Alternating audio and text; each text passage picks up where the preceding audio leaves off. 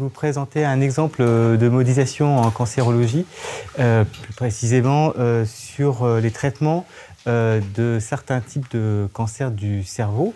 Donc c'est un travail extrêmement appliqué, comme vous verrez dans les notes, avec donc beaucoup de modélisation et puis un petit peu de maths à deux endroits, un peu de proba et puis un peu d'équations et des partiels à la fin. Donc c'est un travail fait en grande partie avec Benjamin Riba, lorsqu'il était chargé de recherche à l'ENS de Lyon. Et il est maintenant chez Roche, donc chez le géant pharmaceutique suisse, Hoffmann-La Roche. Donc la modélisation mathématique en cancérologie s'est beaucoup développée. Elle a commencé dans les années 70-80.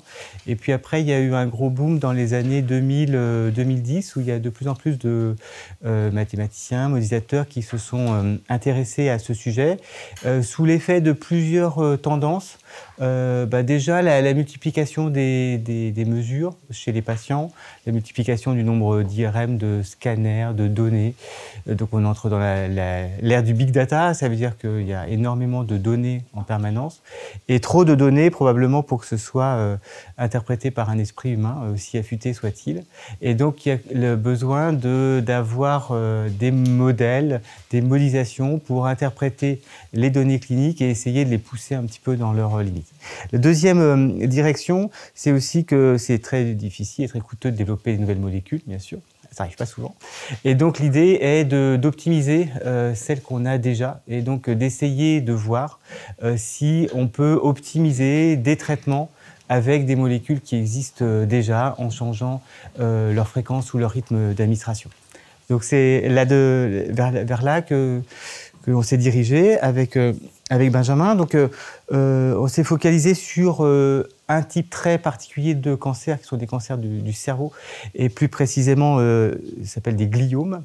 Alors, il y a plein de types de gliomes différents, donc je vais parler d'un type du gliome particulier. Je suis bien incapable de dire lequel en détail. Donc je parlerai de gliome, même si c'est bien plus spécifique que ça. Alors les cellules gliales, elles sont pas toujours connues. Je les connaissais pas en fait avant de travailler là-dessus, puisque dans le cerveau on pense aux neurones. Savoir les neurones, c'est les cellules qui sont ici en vert avec leur corps, les dendrites et les axones. Donc où on a le neurone vu comme un petit ordinateur qui intègre les données venant des dendrites, des influx nerveux qui se baladent là-dessus, et prêt à prendre une décision entre guillemets et se met à sortir une valeur vers l'axone et qui va vers d'autres neurones. Donc c'est un réseau complexe d'entrée et de sortie. Mais les neurones ne sont pas toutes seules dans le cerveau. En fait, une toute petite fraction des cellules nerveuses chez l'homme, ça doit être 20%, quelque chose comme ça. Et chez l'homme, la plupart des cellules dans le cerveau ne sont pas des neurones, mais sont des cellules gliales. Alors, les gliales se divisent en plusieurs, les astrocytes, les oligodendrocytes, la microglie, bref. Ce sont les cellules de support, ce sont des cellules de support à l'activité des neurones. C'est un petit peu l'intendance, donc qui est là pour répondre à l'inflammation, qui est là pour faire des gaines autour des axones. Les axones, c'est fils cellulaires qui sont protégés par de la myéline, donc des gaines de myéline, les oligodendrocytes. Et puis, c'est aussi d'autres cellules qui apportent des nutriments, ils font des tas de choses, qui s'appellent les astrocytes. Donc là, le gliome, les cellules gliales, c'est tout cet ensemble de cellules qui sont en support des cellules des neurones. Donc, lorsque une ou plusieurs de ces cellules devient tumorale, ça donne un gliome. Donc les gliomes, c'est une tumeur de ces cellules, donc c'est certaines de ces cellules qui se multiplient de façon anarchique, qui mutent et qui forment des tumeurs. Alors, les gliomes se catégorisent en plusieurs grades, ce qui est classique en cancérologie, du grade 1, grade 2, grade 3, grade 4. Plus le grade est élevé, plus c'est grave. Le grade 1, c'est essentiellement des gliomes qui peuvent être soignés par chirurgie, on enlève la zone, et le patient, normalement, survit correctement. Les gliomes de grade 2, sur lesquels on se portait la modélisation, sont des gliomes dits de bas grade.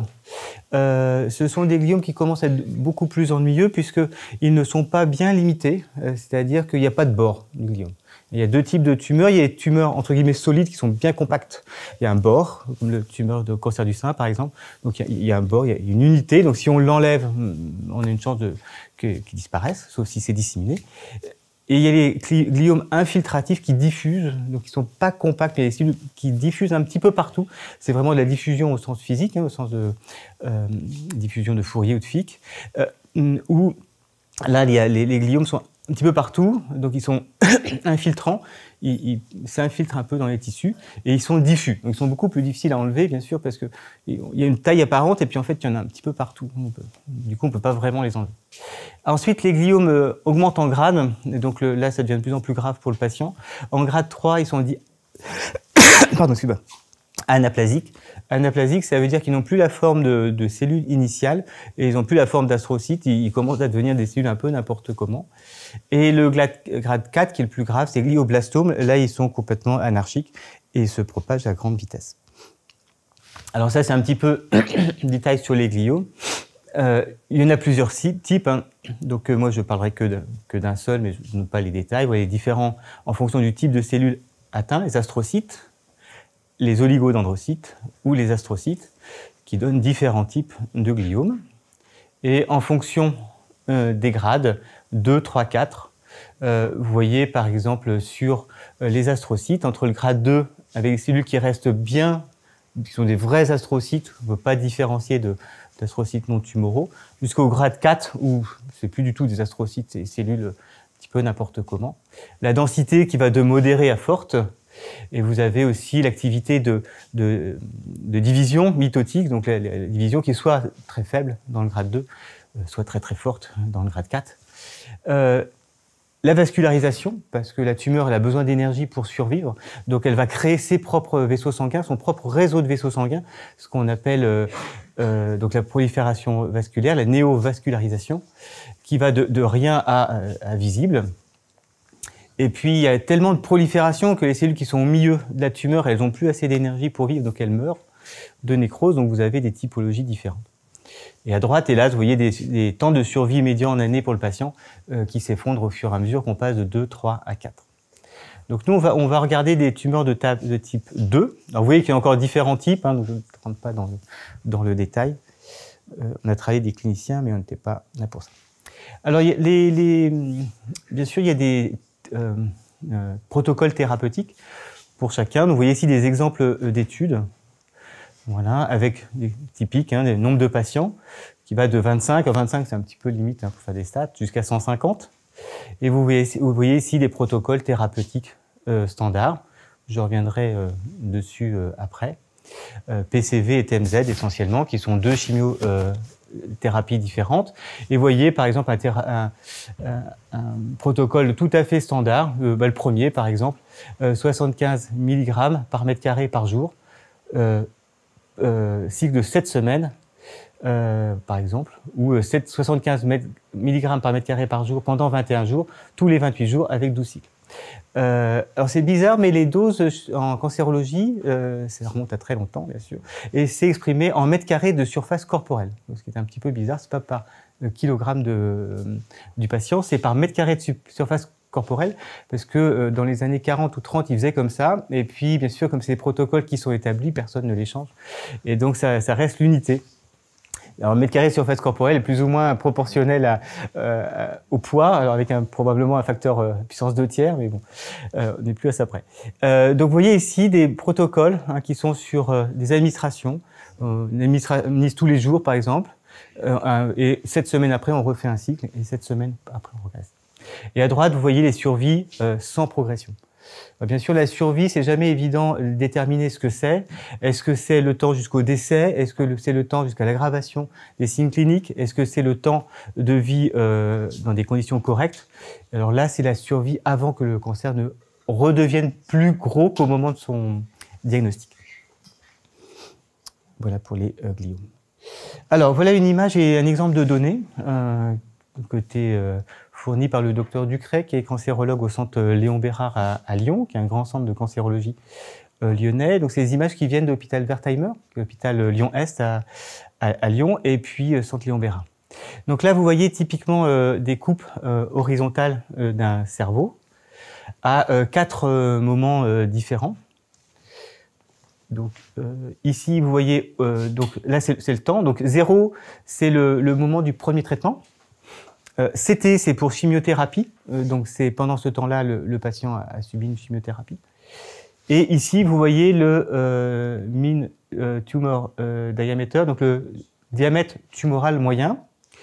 Vous voyez la croissance jusqu'au traitement, la décroissance et un début de remontée. Donc là, on va tout de suite regarder les images à droite. Donc, vous voyez le cerveau, une coupe horizontale, type IRM. Vous voyez les sillons. Le cerveau a plein de lobes, de lobules, hein, et deux hémisphères, et bien sûr, il est extrêmement complexe. Sa géométrie est très, très, très compliquée. Et vous voyez à droite une zone très, très forte, voilà, qui est la localisation du gliome. Alors, les images cérébrales sont évidemment extrêmement dures à interpréter, mais la seule façon de les voir, c'est de regarder la différence entre les hémisphères droit et gauche. Donc, ce qu'on trouve à droite et pas à gauche, c'est que c'est pas normal. Voilà, donc vous voyez ici qu'ici on a un sursignal blanc que vous n'avez pas à gauche, donc c'est le gliome initial.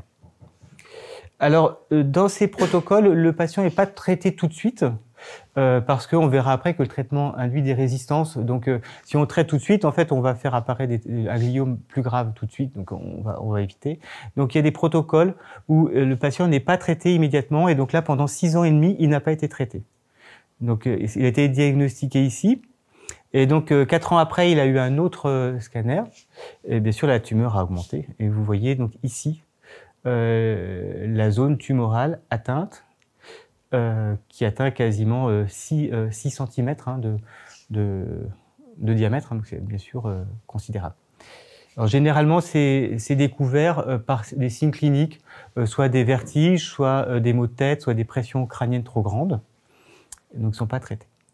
Vous voyez ici l'image juste après traitement, donc vous voyez un recul, pas si gigantesque que ça, un petit recul.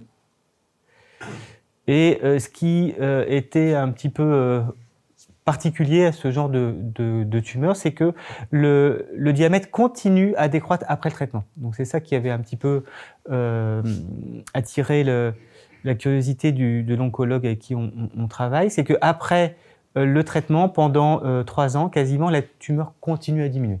Alors ça, c'est pas normal parce qu'il n'y a plus du tout de substance de chimiothérapie à ce moment-là dans le corps du patient. La chimio disparaît en quelques jours, quelques semaines au plus. Et donc, c'est sûr qu'après 4 ans, il n'y a plus une seule molécule de chimiothérapie présente. Et pourtant, vous voyez qu'au moment H, on voit quasiment plus hein, la tumeur. On voit juste un petit sursignal ici, mais pas grand-chose. Bon, mais là, ça repart. Là, on voit juste un point de redémarrage, mais après, ça repart, hélas, et d'ailleurs plus vite. Vous voyez, ces images-là sont assez complexes. Donc, ce que font les cliniciens en routine clinique, c'est qu'ils ne s'amusent pas à faire les contours, parce que vous avez une trentaine d'images dans la direction Z, donc ils ne s'amusent pas à contourer. Et puis, contourer, c'est très, très dur, parce que le gliome, vous voyez, il n'y a pas de limite, vraiment. Hein, c'est diffusif, donc les bords ne sont pas nets. Il y a certains cancers où les bords sont nets, on peut vraiment tirer. Là, c'est pas net du tout. Ce qui fait que si vous demandez à 2 cliniciens différents d'analyser la même image, ils vont faire une erreur de 20% l'un avec l'autre, une erreur de volume de 20%.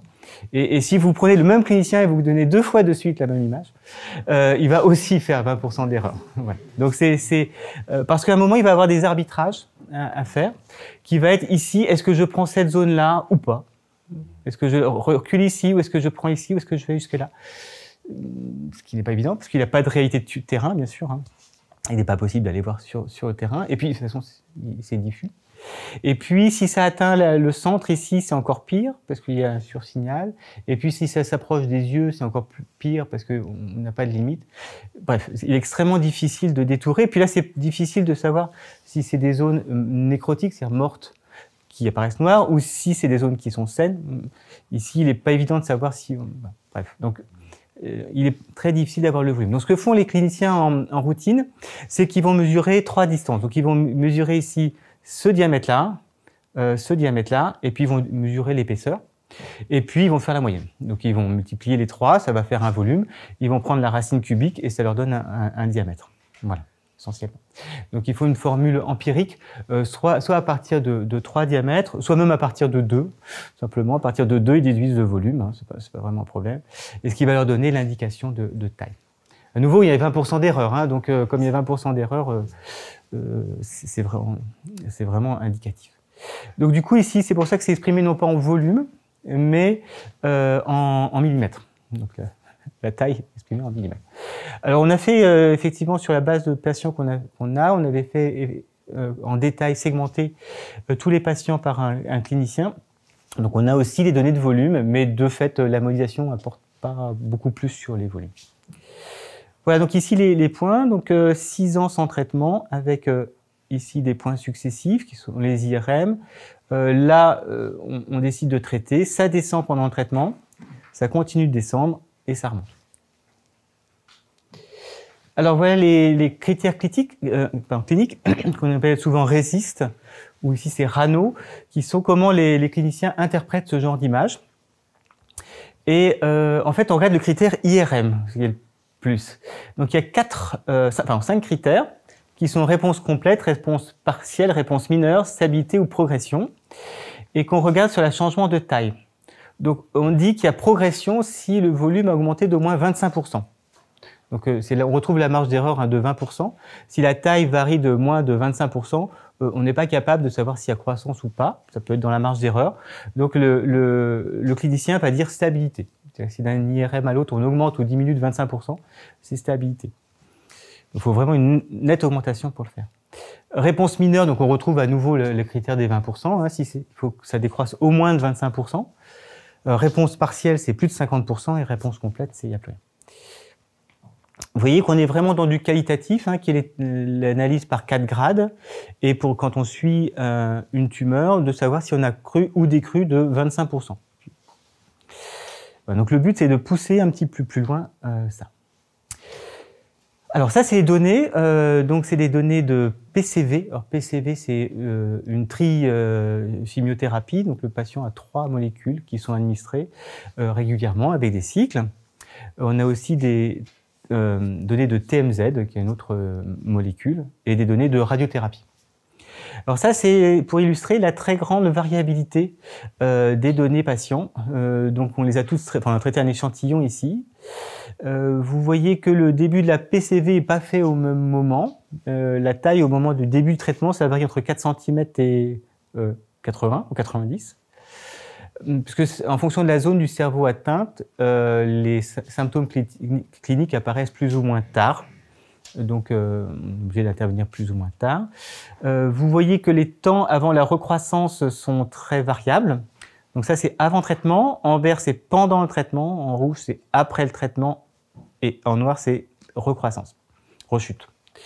Donc la rechute peut arriver très tôt. Vous voyez que ce patient-là, la chimio essentiellement n'a pas d'effet et donc ça recroît. Vous voyez au contraire que ce patient-là, il a une bonne dynamique puisqu'il y a une bonne décroissance avec une rechute 4 ans après. Celui-là est encore mieux alors qu'il était pourtant très très gros initialement. Il a été pris et traité tout de suite parce que c'était très gros. Vous voyez que ça décroît encore 8 ans après, hein, donc, ce qui est assez considérable. Donc vous voyez une grosse variabilité entre quasiment pas d'effet et des rechutes immédiates et puis 8 ans de décroissance sans rechute. Et vous voyez ici, décroissance pendant 3 ans et rechute très très rapide par contre, hein, vraiment très rapide. Alors après, il n'y a pas de données, essentiellement parce que les patients sont passés dans d'autres types de gliomes, donc on n'a plus pas la suite des choses. Voilà, ça c'est les données pour les TMZ, qui sont notre traitement, avec la variabilité. Et ici, c'est la moyenne. Oui, la moyenne ne veut rien dire du tout. Et l'écart type, enfin l'intervalle de confiance, qui ne veut rien dire non plus, parce qu'il y a trop de variabilité. Voilà les données sur un autre patient, hein, sur une autre série de patients, pour bien voir la variabilité d'un patient à l'autre. Donc, toujours ici, traitement à t égale 0, ça c'est en mois. Ici, vous voyez le traitement pendant la phase. Donc ici, un patient qui décroît pendant le traitement et qui recroît juste après. Donc ça, c'est un patient qui décroît et qui recroît juste après. Voilà, ça c'est des patients, c'est TMZ, c'est une autre molécule, qui décroît, qui continue à décroître et qui recroît au bout de 40 mois. Ça aussi, c'est un patient qui, pendant 100 mois, il est stable, hein, qui a presque 10 ans de survie dans des bonnes conditions. Ici, au bout de 2 ans, il y a une recroissance. Donc, vous voyez une grande variabilité, hein, même chez les patients chez qui c'est efficace, c'est une très très grande variabilité du temps de décroissance et de rechute, hein, qui va de 2 ans à 10 ans, hein, pas à la même échelle. Ça, c'est des patients donc, qui recroissent dès que la chimio s'arrête. Ça, c'est des patients qui continuent. Et ça, c'est des patients chez qui la chimio, essentiellement, n'est pas efficace, hein, puisque là, on est quasiment en croissance sous chimio. Là, il y a un redémarrage sous chimio. Et là, il y a un redémarrage sous chimio. Alors, bien sûr, le survie de ces patients est beaucoup plus sombre que ceux qui sont là. Alors, donc, je vais commencer par donc donner quelques éléments de modélisation. Et puis après, je vais regarder 2 questions cliniques successives. Alors, donc le but, ça va être de modéliser un petit peu les données issues des différents dossiers patients, savoir de modéliser ça. Donc, il va falloir faire des modèles du médicament et des modèles de croissance de tumeur. Donc, je vais commencer par les plus simples.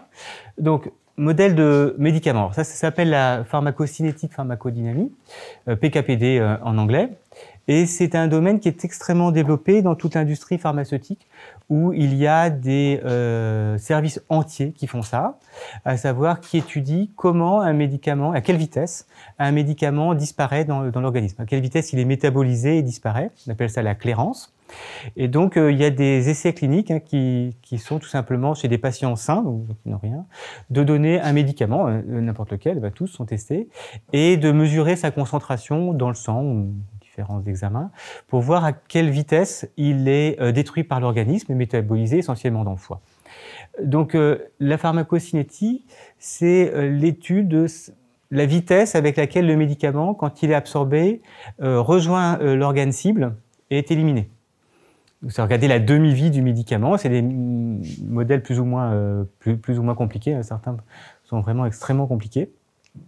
Et donc, on fait, les géants pharmaceutiques font ça sur des populations saines. Ils prennent une 50aine d'individus, ils s'administrent le médicament et ils suivent, ils monitorent la concentration dans le sang ou dans des organes pour regarder à quelle vitesse ça décroît. Donc, c'est des stats assez jolies. Alors ça, c'est le modèle le plus simple. Bien sûr, il faut un peu plus compliqué que ça. Mais le modèle le plus simple, à la base, c'est de regarder des compartiments. Donc le premier compartiment pour quelque chose qui est injecté, ça va être le sang, donc on met, ça va directement dans le sang. Si c'est des médicaments qui sont ingérés, ça peut aller déjà dans la bouche, puis dans l'intestin, puis passer la barrière du sang, se retrouver dans le sang, etc. Ça peut être compliqué. Donc ici, le plus simple, c'est deux compartiments, le sang, appelé G bizarrement ici, et puis l'organe cible qu'on va appeler A1 ici. Donc du coup, il faut décrire comment on passe de l'un à l'autre. Donc c'est des petits systèmes d'écodifs. Donc ça peut illustrer des leçons sur les écodifs linéaires très simples. Donc la dose arrive dans G. Donc vous avez dG sur dt il faut mettre un terme source ou une condition initiale. Donc ça dépend si on fait une injection, c'est une condition initiale, c'est-à-dire instantanément la concentration du médicament dans le sang passe de 0 à quelque chose. Si c'est une pompe qui pousse progressivement, comme de l'insuline, dans le sang avec un certain débit, à ce moment-là, il faut mettre un terme source ici, phi de t, qui décrit juste le débit dedans. Et puis vous avez des compartiments, donc vous avez le compartiment G. Une fois qu'on est dans le compartiment G, il y a un flux qui va de G vers A1, donc le flux est proportionnel à G et à une constante de vitesse, une constante cinétique Ka. Voilà. Et puis ensuite, c'est conservatif, hein, donc ce qui va du sang vers un organe, on se retrouve dans l'organe. Donc vous avez toujours cette structure-là avec moins KAG, KAG, ici. Et puis vous avez une certaine vitesse de dégradation du médicament dans l'organe cible. Alors après, on peut faire plus compliqué, on peut mettre 3 compartiments avec le foie qui dégrade. On peut mettre dans l'organe cible, on peut mettre 2 compartiments parce que le médicament, par exemple, il peut rentrer dans l'organe, puis aller vers une zone particulière, puis rentrer dans la cellule, puis rentrer dans le noyau. Donc, ça fait plein de compartiments qu'on peut ajouter.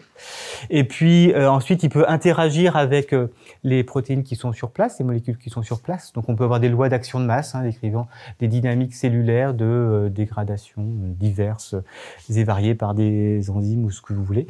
Donc vous pouvez avoir ici des lois beaucoup plus compliquées que A1. Vous pouvez avoir des choses non linéaires, des systèmes plus compliqués. Donc ça, c'est un exemple très très simple, bien sûr, et vous avez la solution qui est ici. Donc G, c'est une exponentielle décroissante, comme vous l'aurez tous deviné. Et puis pour A1, vous avez un temps de croissance. Le temps typique de croissance, c'est 1 sur Ka. C'est log de 2 sur Ka, le temps de montée. Et puis ensuite, ça décroît. Et le temps typique de décroissance, c'est 1 sur Ka. Voilà, donc ça, c'est la pharmacocinétique. Donc c'est l'évolution du médicament dans l'organisme. C'est vraiment très utilisé. Il y a plein de labos qui font ça, essentiellement dans les industries pharmaceutiques, puisque légalement, ils doivent fournir un certain nombre de documents sur la façon dont sont métabolisés leurs produits, à quelle vitesse ils se dégradent, combien de temps ça reste dans le corps, etc. etc. Donc il y a des fiches légales qu'ils doivent remplir pour être agréés. Ensuite, vous avez la pharmacodynamie, qui est l'effet du médicament dans l'organisme, donc c'est la deuxième étape. Là, c'est un modèle super simplifié. À nouveau, il y a des modèles beaucoup plus complexes et vous en verrez juste après, j'en présenterai un ou deux. Et le modèle le plus connu, c'est ce qui est appelé la loi du Emax, connu par tous les pharmaciens. La loi du Emax, c'est l'effet d'un médicament, c'est l'effet de base comme quand il n'y en a pas, donc généralement c'est 0, plus l'effet maximal que multiplie une fonction, si appelée fonction de Hill, qui est juste la concentration divisée par EC50 plus la concentration. Et EC50, c'est juste la concentration pour laquelle on a un effet moitié. Donc bien sûr, cette fonction-là, c'est juste une fonction comme ça, qui est un bout de... pas d'hyper... juste une fonction qui sature. Elle sature à E max, et puis son milieu, c'est EC50. Alors, je donnerai d'autres choses, mais l'important, c'est d'introduire la notion de pharmacocinétique, c'est-à-dire comment un médicament est dégradé dans l'organisme. Et pharmacodynamie, c'est l'effet du médicament, mais aussi la toxicité. Donc, pareil, il y a des modèles compliqués de ça. Ensuite, il faut des modèles de croissance de tumeurs, qui vont être les 3 ingrédients de base. Alors, bien sûr, le modèle le plus simpliste, c'est de dire que toute cellule se divise régulièrement. Donc, vous avez... une tumeur, vous avez une cellule qui se divise en 2 tous les semaines, tous les mois, et ce qui conduit à l'équation Y' égale AY, où Y c'est le nombre de cellules ou le volume de la tumeur, ce qui fait une croissance exponentielle. Alors heureusement, c'est pas possible, l'exponentielle va trop vite, et c'est essentiellement irréaliste parce que les cellules tumorales vont avoir besoin de se nourrir, et donc elles vont avoir besoin d'avoir accès à de l'oxygène et à des nutriments. Si on imagine que la tumeur est sphérique, en fait il y a beaucoup de raisons pour qu'elle ne soit pas, mais on va supposer qu'elle est sphérique, alors pour se multiplier, elle va avoir besoin de ressources qui vont évoluer comme son volume, et donc comme son rayon au cube. Donc les ressources nécessaires sont le volume, donc rayon au cube. Par contre, ce qui arrive à la tumeur, ça arrive essentiellement par les bords. Donc ça va être proportionnel à sa surface, et donc sa surface c'est le rayon au carré. Donc il y a un moment où ça coince. Donc il y a un moment où la surface de la tumeur n'est pas suffisante pour apporter suffisamment de nutriments. Alors dans ce cas-là, il peut y avoir une structure où le centre de la tumeur meurt par nécrose. Il y a une autre solution qui est que la tumeur, à ce moment-là, elle appelle la création de nouveaux vaisseaux sanguins, on appelle ça l'angiogenèse. Donc elle crée sa propre vascularisation. Mais bon, toujours est-il que ça ralentit franchement la vitesse. Donc le modèle le plus classique en cancérologie, c'est le modèle dit de Gompertz. Le modèle de Gompertz dit que on croît avec une certaine vitesse A. Donc A, c'est la vitesse de croissance. Et cette vitesse décroît au cours du temps, décroît exponentiellement au cours du temps. Donc, la vitesse de croissance de la tumeur décroît au cours du temps de façon exponentielle. Donc, ça ralentit franchement ça. La vitesse de croissance diminue. Alors, c'est pas ce modèle qu'on a utilisé, même s'il est extrêmement fréquent. Il y a un autre modèle, qui est un modèle logistique, qui avait été introduit déjà il y a très longtemps, en 1827, pour tenir compte des limitations, qui est juste de dire, bah oui, on est exponentiel, sauf que plus on croît, plus cette vitesse diminue. Et donc, on a une taille maximale de tumeur qui est K. Et donc, il faut mettre une fonction à droite. Là, il faut mettre y' égale une fonction fois y. Et il faut que cette fonction, elle s'annule en K. Donc, on va prendre 1 moins y sur K. Voilà, ça, c'est un modèle logistique qui est très utilisé, hein, qui est de voir que initialement, quand y est tout petit, on a une croissance exponentielle. Et puis quand y commence à valoir un peu k, ou de l'ordre de k, bah ça finit par s'annuler. Donc la solution, c'est une exponentielle croissante. On part un peu sur l'exponentielle croissante, et puis après on s'arrête, et puis on sature en k. À nouveau, c'est un exemple d'écodif, hein, qui est super simple, qualitativement très joli à étudier, avec bien sûr k qui est un point stable, et puis 0 qui est instable, et puis avec une application. Alors, on va passer maintenant aux deux questions. Enfin, sauf si vous avez des questions sur la première partie, n'hésitez pas. Un petit comité, donc facile à répondre. Ouais. Alors, donc je vais aborder trois questions successives qui ont été à chaque fois motivées par des questions cliniques. Donc, la première question, c'est pourquoi cette décroissance prolongée? Alors, c'est quelque chose qui n'est pas habituel. En oncologie, généralement, on fait le traitement, ça décroît, donc ça peut être une radiothérapie, une chimiothérapie, puis après, bon, voilà, c'est stable, bon, ça recroît, ou alors le patient est guéri, bon, mais il n'y a pas de raison qu'on ait une décroissance prolongée, alors qu'il n'y a plus de molécules actives du tout dans le corps du patient à ce moment-là. La demi-vie des molécules de chimio est très basse, hein, quelques jours. Et donc, au bout de quelques semaines, il n'y a plus rien. Ce qui ne veut pas dire qu'il n'y a pas des effets secondaires induits par la chimio, mais au moins, il n'y a plus de molécules actives. Donc, les cellules de la tumeur n'ont plus de raison de mourir. Donc ça, c'était un petit peu le point. Alors, pour ça, le clinicien a commencé par se dire, il se passe peut-être quelque chose, et c'est ce quelque chose, est-ce que c'est cohérent avec les données? Donc le clinicien avait une description qualitative de ce qui se passe, littéraire, on va dire, mais il ne savait pas si c'était vraiment cohérent avec les données. Donc ce que pensait le clinicien, c'est, en fait, il y a deux types de cellules. Il y a des cellules qui se multiplient, donc proliférantes, et puis il y a des cellules qui font rien, donc des cellules qu'on appelle quiescentes. Ce qu'on retrouve assez souvent dans les tumeurs, c'est des cellules qui sont tumorales, mais en fait qui ne se multiplient pas, qui sont à l'arrêt. Donc elles sont tumorales, mais elles font rien. Alors elles peuvent être provoquées et redevenir proliférantes, mais a priori elles dorment un petit peu. Donc il pensait qu'il y avait deux types de cellules, des proliférantes et des quiescentes. Et donc il se disait, proliférantes se multiplient, puis au bout d'un certain temps, elles deviennent quiescentes. Elles forment une sorte de pool de cellules qui constituent une part du gliome, mais voilà, qui sont inertes. Et il se disait, peut-être que ce scénario pourrait expliquer le fait que la chimio va tuer les proliférantes, donc on va avoir une décroissance assez rapide pendant la première phase, décroissance assez rapide, mais la chimio ne tue pas les quiescentes. Et donc là, il reste une grosse part de la tumeur qui est quiescente. Et puis, ces cellules quiescentes, petit à petit, vont mourir. Et donc, ça va expliquer pourquoi ça continue. Alors, ça, c'est qualitatif, ça semble correct, mais il faut le confronter aux données cliniques. Donc, le but du travail, c'était de confronter, de dire, est-ce que cette hypothèse-là est cohérente avec les données qu'on observe? Alors, ça, c'est un petit peu le schéma général. Donc, il y a... le gliome est composé de 3 types de cellules, en fait. 3 types. Des cellules qui sont proliférantes, donc elles se multiplient régulièrement.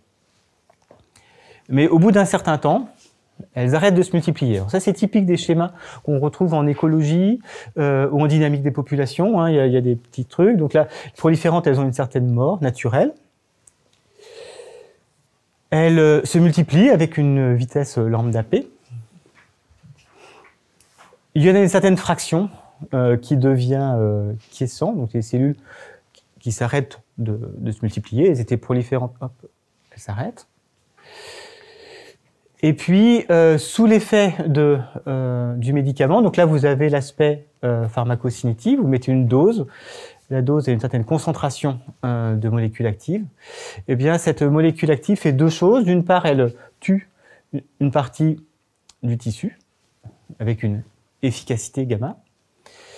Et d'autre part, elle va, sur les cellules quiescentes, elle va les endommager, quand même un peu. Donc elles deviennent QP, quiescentes endommagées. La somme des deux, de Q et QP, c'est le tissu quiescent. Et puis, au bout d'un certain temps, les cellules quiescentes, elles vont se réveiller, redevenir un peu actives, mais elles sont endommagées. Donc, il y a deux possibilités. Soit elles sont tellement endommagées qu'elles meurent, ce qui conduit à la mort à la marre. Soit elles sont endommagées, mais elles arrivent à se réparer ou elles mutent et elles redeviennent proliférantes. Voilà, donc ça c'est un petit peu le diagramme où vous avez différents acteurs, les cellules proliférantes, les quiescents endommagés, et puis vous avez le traitement. Vous avez des acteurs avec certaines lois d'action entre eux, chacun un scénario. Par exemple, le quiescent endommagé, au bout d'un certain temps, se remet à essayer de se remettre en marche et soit il meurt, soit il devient proliférant à nouveau. Donc vous avez des règles pour chacun. Donc ça, c'est un petit peu ce qui est donné par les discussions avec l'oncologue, qui va essayer de dire, oui, telle cellule va se comporter comme ça, telle cellule va se comporter comme ça. Et donc le travail du modélisateur, ça va être de mettre ça en équation pour essayer de comparer des données. Parce que bien sûr, là, c'est pas quantifié. Donc vous devez passer d'une description qualitative à une description quantitative. Donc la description quantitative, elle est là. Donc, vous retrouvez au début un modèle pharmacocinétique très très simple. Un phi de t, c'est la dose. Et donc, vous avez une décroissance de la concentration, donc qui correspond à ça. Dose, donc KDE ici. Donc, KDE, c'est la vitesse de clairance, donc c'est la vitesse avec laquelle la concentration décroît au cours du temps. Donc P, c'est les proliférants. Donc qu'est-ce qui se passe à P? Il faut regarder les flèches. Alors les flèches, c'est la mort induite par la dose, la multiplication, le passage en Q et ce qui vient de QP. Donc vous avez 4 flèches. Donc vous allez avoir 4 termes. Donc premier, c'est la prolifération. Donc la prolifération, c'est le modèle logistique que j'avais donné tout à l'heure. Donc c'est lambda P 1 moins P sur K, où K c'est taille maximale du gliome. Alors, sauf que c'est pas P, parce que ce qui va gêner la prolifération de P, c'est toutes les cellules. C'est-à-dire que toutes les cellules vont avoir besoin de nutriments. P plus Q plus QP. Donc P étoile, c'est la taille totale du gliome. C'est la taille totale. Et c'est ces cellules-là, en fait, qui ont besoin de nutriments. Donc c'est P étoile qui peut pas être plus grand que K. P est petit K, mais c'est P étoile en fait, parce que ce qui doit être nourri, c'est ces 3 types de cellules. Donc c'est P étoile. D'où la logistique modifiée avec P1 moins P étoile sur K. En écologie, ça se retrouve lorsqu'il y a des compétitions entre espèces. Vous avez les mêmes types de modèles, que vous regardiez des types de cellules ou des proies prédateurs ou de la dynamique entre des niches écologiques, c'est les mêmes types d'équations qu'on retrouve à chaque fois. Le terme suivant, donc les autres termes sont linéaires, il n'y a que celui-ci qui ne l'est pas. Donc on va regarder le deuxième terme, donc ça c'est le terme qui vient de QP. Donc ça correspond à la flèche qui est ici, QPP vers P. Donc le flux qui arrive, il est proportionnel à QP que multiplie une constante cinétique. Donc cinétique K. Comme l'anglais, bien sûr. Ensuite, pour Q, ça, c'est les cellules... moins PQ... Pardon, c'est P ici, je me suis trompé. Ici, c'est pas Q, c'est P, moins QPQ fois P. Donc, on retrouve ici. Donc là, c'est un P, excusez-moi. Et puis ensuite, l'effet du traitement. Donc l'effet du traitement, c'est pour le dernier chose qui est ici. Donc l'effet du traitement, il est proportionnel au nombre de cellules, à la concentration. Alors on aurait pu mettre une loi de Hill, donc mettre un Cmax, c'est-à-dire C sur EC50 plus C. Bon, ça n'aurait pas changé grand-chose parce qu'on est très loin du EC50, donc c'est une approximation qui est à peu près correcte. Et puis gamma P qui est la vitesse.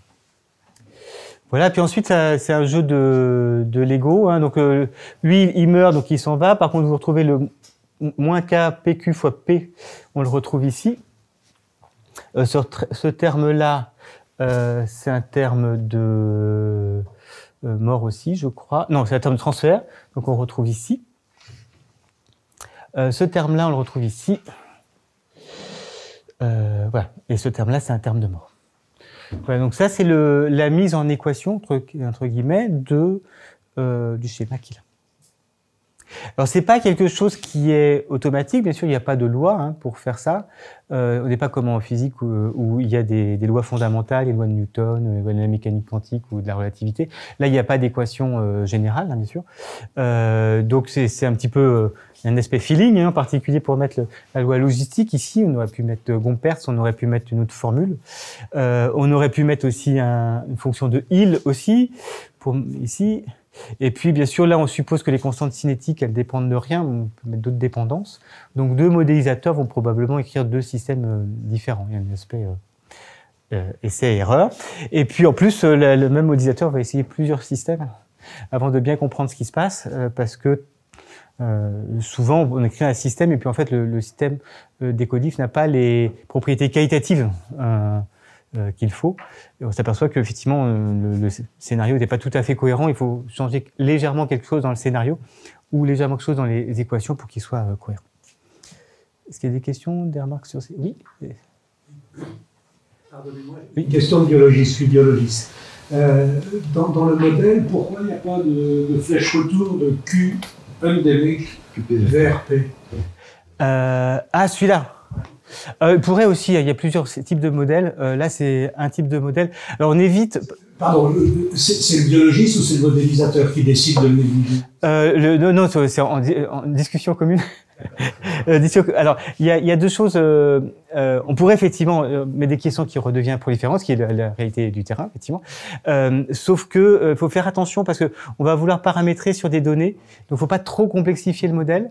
Sinon, on va avoir du mal à identifier le retour. Il y aura un petit peu une confusion entre les proliférantes et celles qui feront rapidement les retours. Et je suis tout à fait d'accord que dans la réalité, il y a une flèche là. tout à fait d'accord. Il y a un principe d'économie qui essaie de diminuer au maximum le nombre de paramètres pour pouvoir les identifier. Et là, il y a un peu de sacrifice du côté biologique et médical. Il faut faire attention parce que la seule donnée sur laquelle on est, c'est la somme des trois. C'est P plus Q plus QP. Donc, il y a une confusion qui est gigantesque. Merci beaucoup pour la remarque. D'autres questions? Oui. Par rapport à ça, est-ce que le signe du KPQ ne répond pas à la question? Parce que quelque part, on peut tourner la flèche en changeant le signe. Oui, bien sûr. Bien sûr, il pourrait avoir de Q vers P. Alors ça, c'est en fait le fait de se confronter aux données va nous donner qu'on ait bien le bon signe. Et effectivement, après, il y aurait de mettre deux flèches, ce qui complexifie le système, qui revient pas exactement même. Il y aurait KPQ et KPP. Pas tout à fait, parce que du coup, ils apparaîtraient sur une autre équation. Donc, on aurait une situation d'équilibre. C'est-à-dire que imaginez que si vous avez que ça, si vous enlevez la prolifération, vous êtes à P, tout le monde finit à Q au bout d'un certain temps. Tandis que si vous mettez les deux flèches, vous allez obtenir un effet d'équilibre au bout d'un certain temps entre les deux. Ça n'a pas d'effet sur l'évolution de la somme totale, mais ça a des effets. Oui, sur la distribution finale. Puisque si vous mettez sans prolifération, vous parlez de proliférants, vous mettez qu'une flèche. Les proliférants décroissent exponentiellement vite et donc tous se retrouvent ici. Si par contre vous mettez un système avec deux flèches comme ça, ça fait dp sur dt égale moins ap plus bq, et dq sur dt égale ap moins bq. À ce moment-là, l'état stationnaire, c'est un équilibre qui n'est pas nul. Mais effectivement, quand on observe que P plus Q, donc c'est un peu. Il faut toujours faire des hypothèses avec toujours un trade-off, un compromis entre être le plus près possible de la médecine ou de la bio, ce qui inclut un nombre de phénomènes importants, et de l'autre côté, qui doit être balancé, qui doit être mis en perspective avec le nombre de données qu'on a. Si on pouvait mesurer P et Q différemment, par exemple en ayant leur masse et leur métabolisme, parce qu'il est probable que le métabolisme de P soit plus grand que celui de Q, donc si on a le métabolisme total, on n'aura pas les mêmes pondérations, ça nous donnerait une deuxième mesure, on pourrait aller un petit peu plus loin. Donc il y a toujours un petit peu un équilibre qui est très, très délicat, et un modèle n'est jamais fini, en fait. Quoi qu'il est. D'ailleurs, on va le rediscuter après, juste après. D'autres remarques? Merci pour les. N'hésitez pas, merci pour les remarques. Alors, ensuite, le problème qu'on rencontre, bien sûr, c'est qu'on va vouloir se confronter aux données qui sont de ce type-là. Et donc, vous voyez qu'il y a une grande variabilité d'un patient à l'autre, bien sûr, qui est caractéristique de bio et médecine. Si vous faites une expérience de physique, vous pouvez obtenir le même résultat. Enfin, ça peut être très difficile à faire, mais au moins, vous pouvez obtenir le même résultat. Et si vous avez une masse d'une particule qui dépasse de 0,1%, ça remet en cause toute la physique. Par contre, si en biologie, vous avez des marges d'erreur de 20%, il n'y a pas de vous pouvez pas reproduire l'expérience, bien sûr, parce que le patient 56, il n'y en a qu'un. Et vous n'en retrouverez jamais un autre identique. Et puis, donc si vous prenez une autre cohorte de patients, vous aurez des autres chiffres, avec des grandes variabilités. Donc des variabilités d'un patient à l'autre, donc variabilité interpatient dans le jargon, et variabilité dans un même patient, puisque vous avez 20% d'erreur de mesure, donc une variabilité intra-patient qui est gigantesque. Donc ça, c'est le contexte général de médecine, et qui est et de bio, qui est l'extrême variabilité des comportements. Donc là, vous voyez un petit schéma avec des observations, un petit peu au hasard rouge. Vous voyez que les observations sont pas monotones. Enfin, ça devrait être décroissant puis croissant, mais c'est pas le cas. Vous voyez que c'est croissant, décroissant. Et ça, c'est juste dû aux erreurs de mesure. Parfois, même si vous faites le même IRM le jour même, vous allez avoir 20% d'erreurs le jour même. Donc vous avez une variabilité. Donc ça, c'est la variabilité intra-individuelle. De toute façon, vous pouvez, celle-là, vous ne la choperez jamais par un modèle, c'est mort. Et puis ensuite, vous voyez ici, par exemple, un exemple de prédiction pour la moyenne de la population, et puis un patient individuel. Vous voyez qu'il y a un grand écart entre la moyenne et une trajectoire individuelle. Et ça, c'est la variabilité interpatient, donc inter-individu. Donc ça, c'est deux caractéristiques qu'on ne retrouve pas en physique ou en chimie, ou si vous refaites bien la bonne expérience avec les bonnes choses, vous obtiendrez la même chose, avec des marges d'erreur qui peuvent être absolument infimes. Dépend bien sûr du domaine.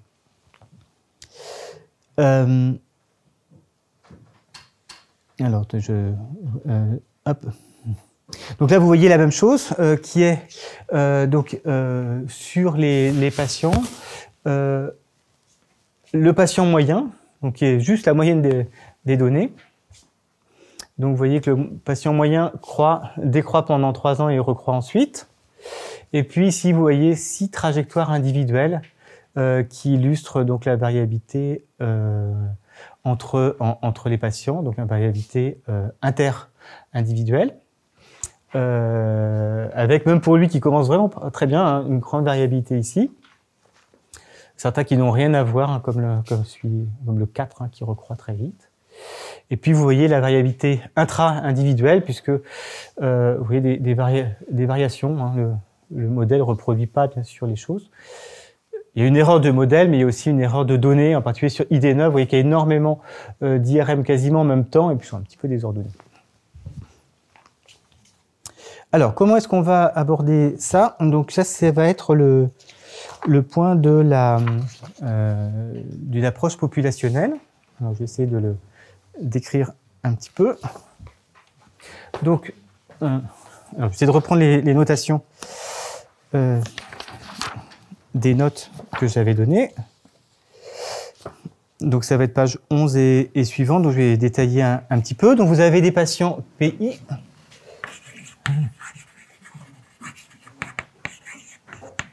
Donc ça c'est une approche classique, une approche populationnelle qui est utilisée dans l'industrie pharmaceutique. Il y a des logiciels qui font ça, dont Monolix, qui a été fait par Marc Lavielle, qui est sur le plateau de Saclay d'ailleurs.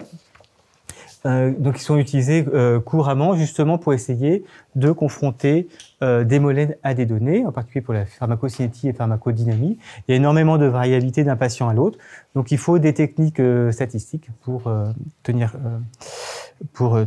ça en compte. Oui. Ah, c'est d'appuyer plus fort, je pense surtout.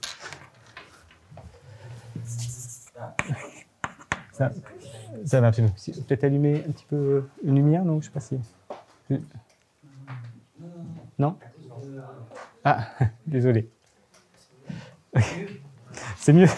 Vous me dites, j'ai pas tendance à appuyer assez fort. Alors, pour le patient TI, vous avez des données, donc des données de diamètre qui sont des données DI, L, au temps. Donc j'ai noté aussi TIL, si je ne me trompe pas. Au temps TIL aussi. Donc chaque patient PI, donc vous avez N patients. Donc chaque patient a ses données propres, qui ne sont pas au même temps, et qui sont certaines données. Donc maintenant vous avez votre modèle. Donc je vais redonner le modèle ici. Ce modèle, il a un certain nombre de paramètres. Donc les paramètres, il y en a un certain nombre, je les ai listés en page 10. Il y a KDE, qui est un paramètre qui est la vitesse de clairance, donc vitesse d'élimination du produit par le patient, ça dépend du patient.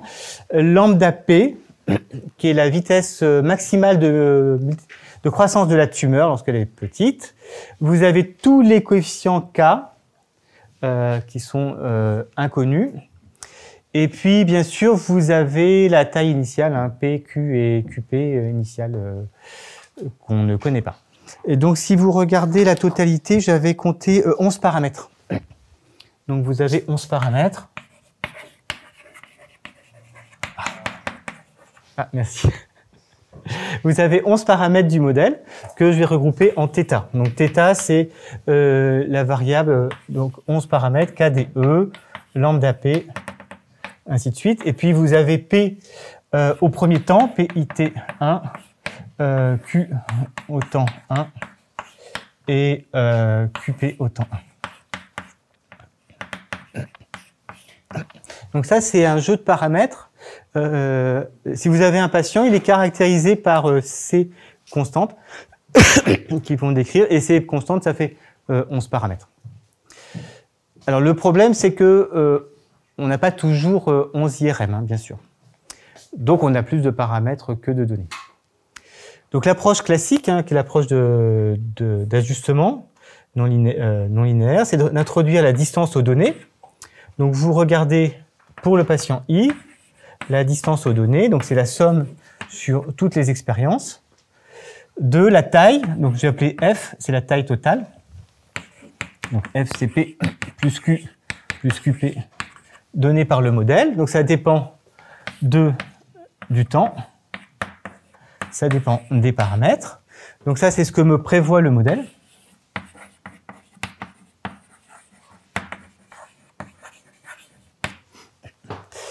Donc je suppose que les paramètres, c'est θ. J'ai mes conditions initiales, au temps T1. J'ai mes constantes. Bon, j'ai un système non linéaire à résoudre, donc je peux faire une méthode de Runge-Kutta, je peux faire une méthode de Lair, je résous numériquement. Et ça me donne, au temps TIL, ça me donne une taille.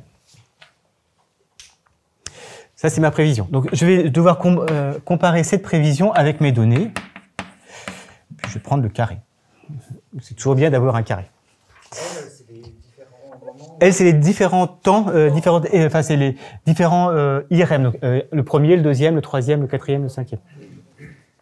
Donc, ça, donc c'est L égale 1, le premier IRM, au dernier IRM. Donc, L, c'est l'indice des IRM.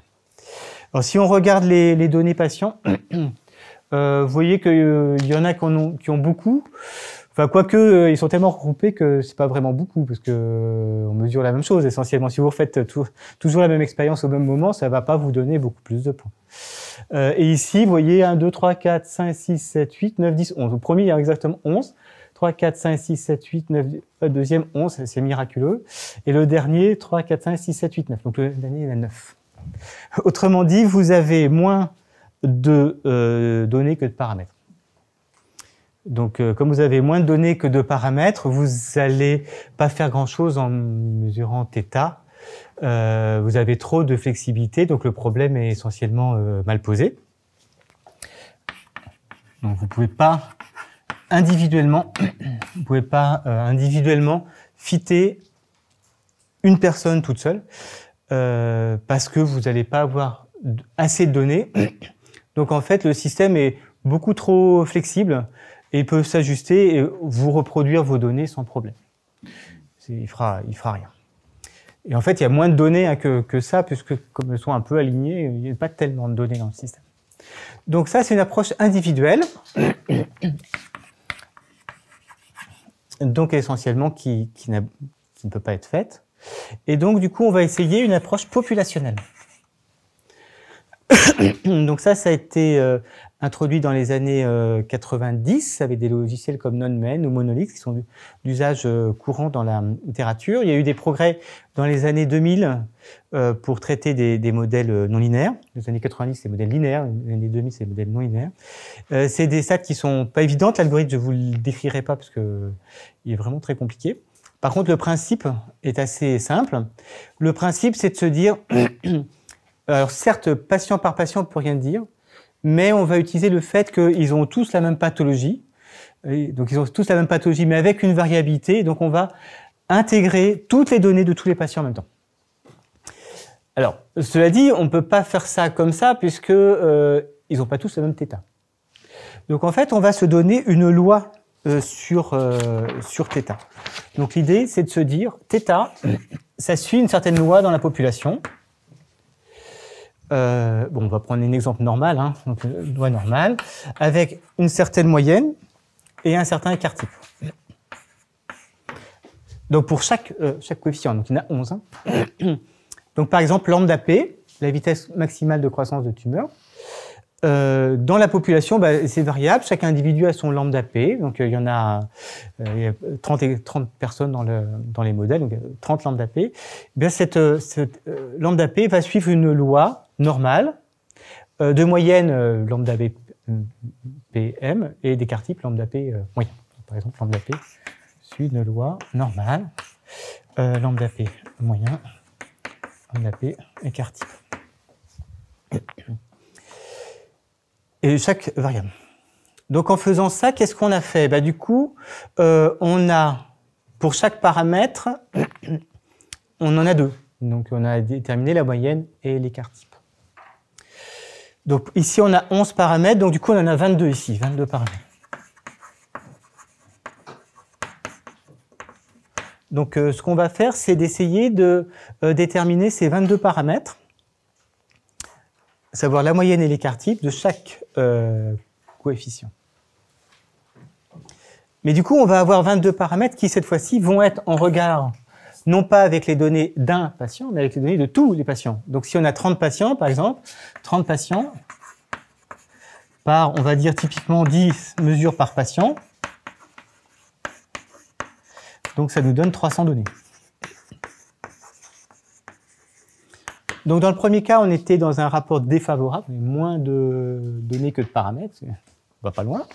Et dans le deuxième, par contre, on est dans un rapport beaucoup plus favorable, puisqu'on a nettement plus de données que de paramètres. Donc là, on va pouvoir faire un peu de statistiques, parce qu'on commence à voir sérieusement les choses. Alors, comment est-ce qu'on peut avancer un petit peu là-dessus ?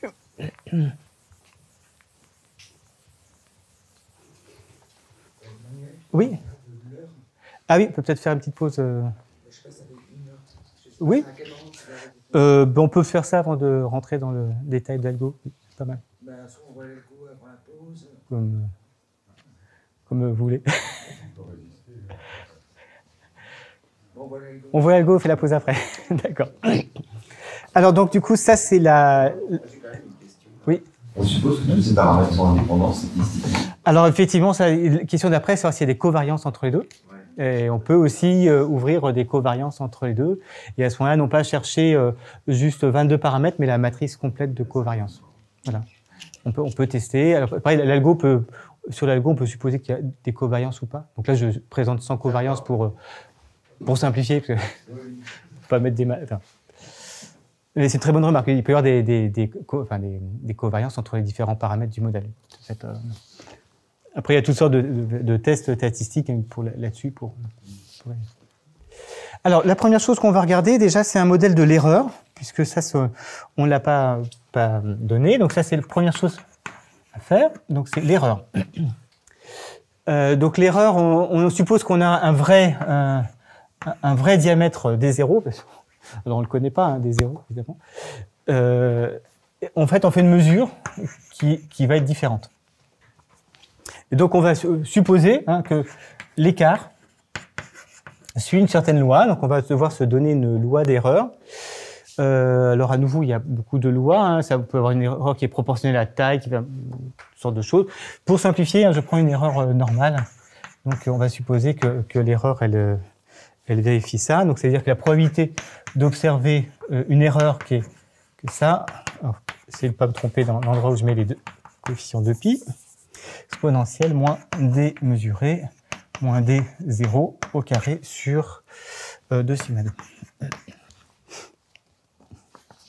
Voilà, donc on a une erreur de mesure avec une certaine écart type. Alors, il y a des modèles plus compliqués parce que l'erreur peut être proportionnelle à ce qu'on mesure ou pas. Ça peut être log normal aussi, puisque on va pas mesurer des diamètres négatifs, bien sûr. Donc log normal est un peu plus raisonnable, mais je ne suis pas rentré dans le détail, c'est pas le problème.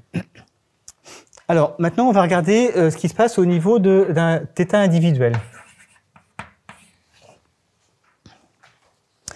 Donc, on va regarder le patient I. Donc, le patient I, il va avoir un paramètre θI. Donc, quelle est la probabilité que le patient, d'avoir un θI, c'est le produit des lois normales, on va supposer indépendantes. Donc, ça va être le produit. Donc, J, ça va être l'indice de θ. Donc, 1 sur l'écart type pour ça, exponentielle moins θj, θij moins θj m carré sur 2 θj sigma carré. Donc si je ne me suis pas trompé dans l'expression, ça c'est la probabilité d'avoir un jeu de paramètres θi. Donc θi c'est un jeu de paramètres, donc c'est θij pour j entre 1 et 11. Donc on suppose qu'ils sont indépendants, donc chacun est gaussien, donc la probabilité d'avoir θi1, θi11, c'est juste la probabilité qui est là. Alors, ingrédient suivant, on va regarder, on suppose qu'on a θi, probabilité d'observer les données DI du patient. Donc la probabilité d'avoir les données DI du patient, sachant que ces paramètres c'est θi, c'est quoi? Ça va être le produit sur L de 1 sur l'erreur, exponentielle moins. Donc on observe DIL alors qu'on devait observer F.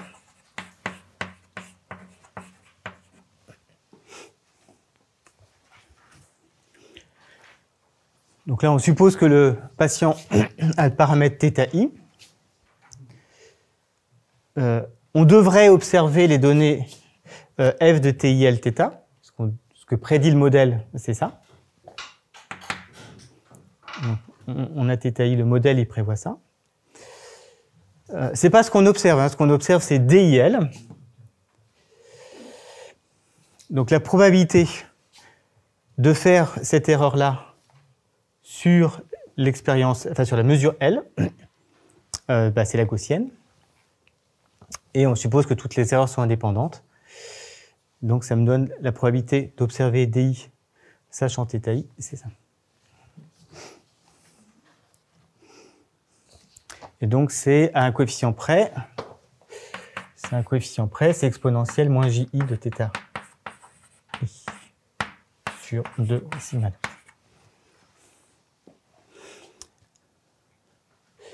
Donc ça, c'est comme d'habitude, hein, d'essayer de minimiser θ, essayer de trouver le minimum de θ, ça revient à maximiser cette probabilité-là. En fait, hein. C'est-à-dire le θ qui minimise GI de θ, c'est le θ qui maximise la probabilité d'observer les expériences, sachant θ.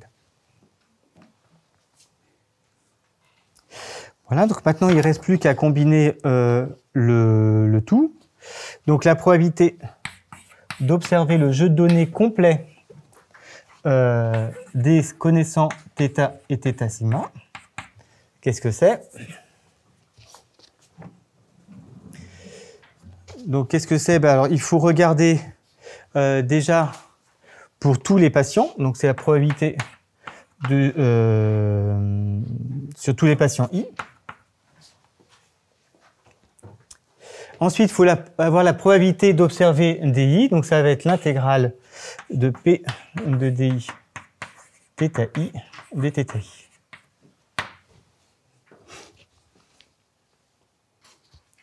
Donc là, c'est là, alors je reprends, donc là, c'est la probabilité d'observer les données DI chez le patient θi, sachant que ces coefficients sont θi. Pardon, j'ai oublié de multiplier par P dθi. Il faut que je détaille, je raconte une bêtise. Je vais écrire l'expression totale, ça ira plus vite.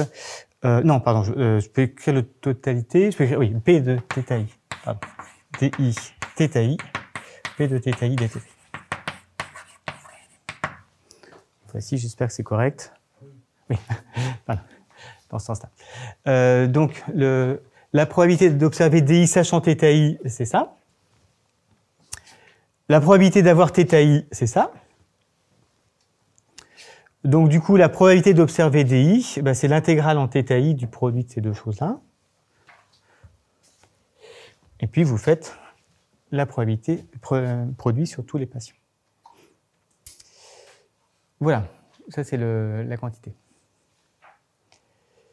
Donc, si on suppose qu'on connaît θm et θ sigma, ça nous donne la probabilité d'observer le jeu de données.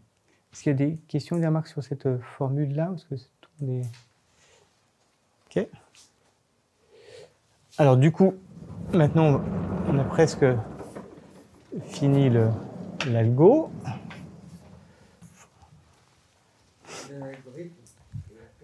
Oui, après ça a été... Pas de souci. Enfin, je vais finir de poser le problème. Je ne donnerai pas l'algorithme parce que c'est trop technique, mais je donnerai juste je verrai l'utilisation après.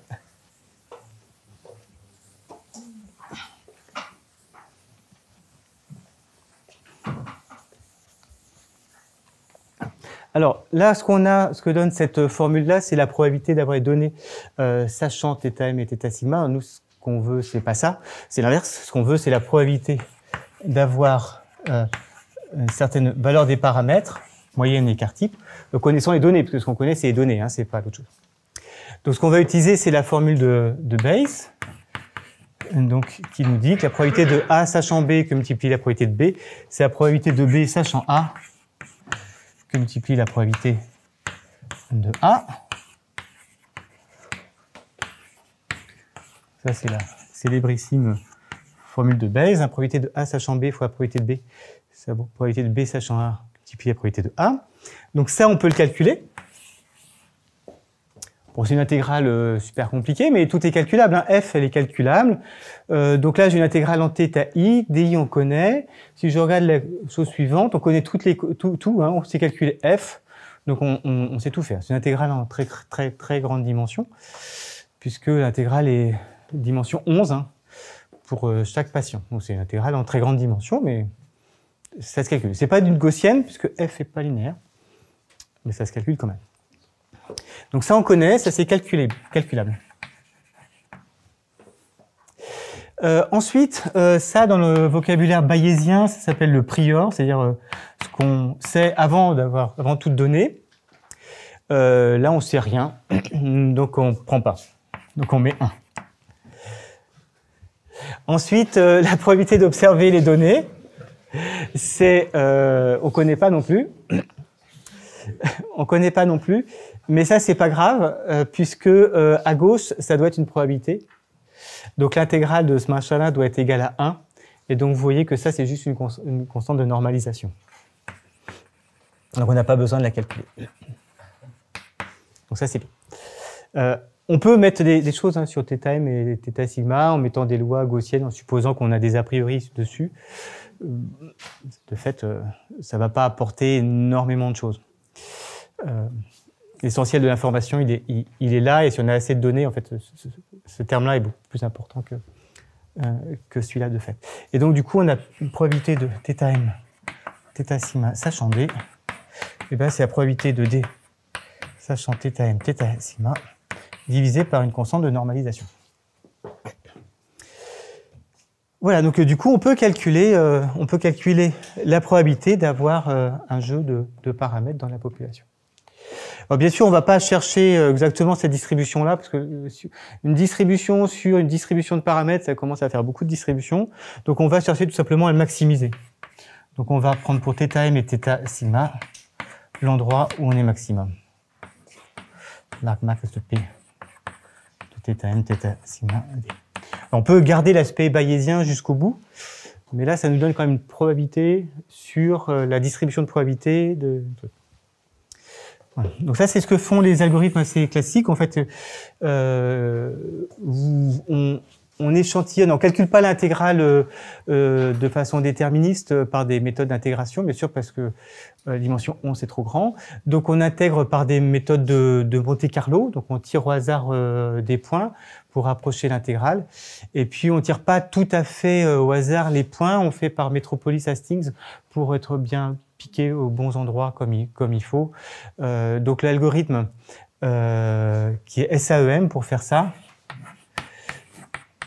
donc c'est expectation maximization, donc c'est le fait de maximiser ça. Simulated annealing, c'est la technique pour chercher le maximum. C'est un mélange des chaînes de Monte-Carlo avec des algorithmes de Metropolis et avec des algorithmes de recherche de minima qui font appel à du recueil simulé. Donc c'est un petit peu compliqué, je ne vais pas rentrer dedans. Je vais juste finir, avant de faire une petite pause, sur le retour vers le patient, puisque maintenant, on connaît les paramètres dans la population. Donc, on connaît les paramètres de la population, donc on peut faire un retour sur le patient. En effet, on connaît, si on regarde le patient I, la probabilité d'observer DI sachant θI, elle est donnée ici. Et donc, ce que je cherche, c'est l'inverse. Donc ça, c'est donné. Hein, c'est la formule qui est là, parce que maintenant, voilà, c'est la formule qui est là. Et donc maintenant, on fait l'inverse. Hein, on veut avoir ça, donc la probabilité d'avoir θI, les paramètres du patient. Ben, c'est pareil, hein, on fait la formule de Bayes qui nous renverse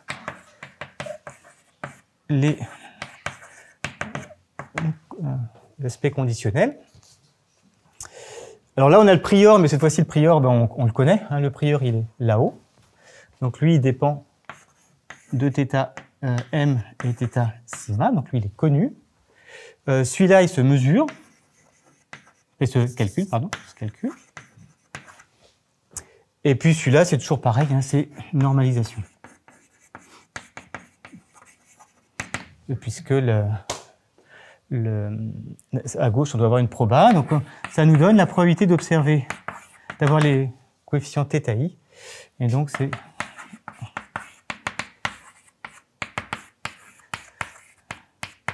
sur une constante de normalisation. Alors, constante de normalisation, hein, c'est pas grave. Si vous voulez échantillonner cette loi-là, vous pouvez faire Metropolis Hastings. Si vous faites Metropolis Hastings, pas besoin de Cohen-Z. Et donc ça donne la loi du paramètre θi. Donc c'est pareil, vous pouvez chercher à le maximiser et vous pouvez chercher le paramètre maximal, qui est là où ça le plus probable. Donc c'est là où on est maximal, ça c'est le plus probable. Mais vous pouvez aussi en déduire des intervalles de confiance sur des prédictions. Donc si vous voulez chercher une prédiction, la prédiction c'est f à un certain t connaissant θi.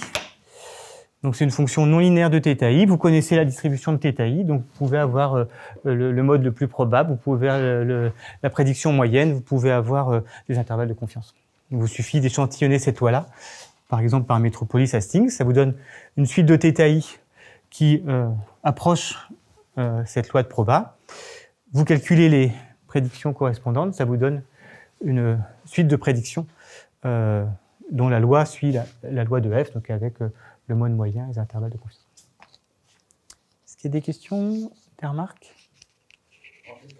Oui, on peut faire maintenant. Je reviendrai sur la discussion. Est-ce qu'il y a des questions là, sur la première partie? Toute cette démarche à la fin, en fait, elle n'est pas spécifique à la situation qui est là. Non, pas du tout, non. Quelque chose qui se fait dans... Oui, donc ça a été commencé à se faire dans les années 90, implémenté dans le logiciel Node-MEM. Puis dans les années 2000, il y a eu des progrès avec l'algorithme SAEM qui permet de traiter les canons linéaires, donc qui a été implémenté en particulier par Marc Lavielle dans le logiciel Monolix.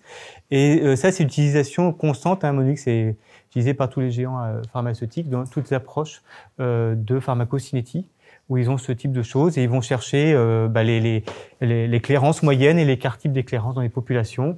Ils vont analyser leur modèle de pharmacocinétie, pharmacodynamie pour savoir si c'est cohérent avec les données, pour étudier la variabilité.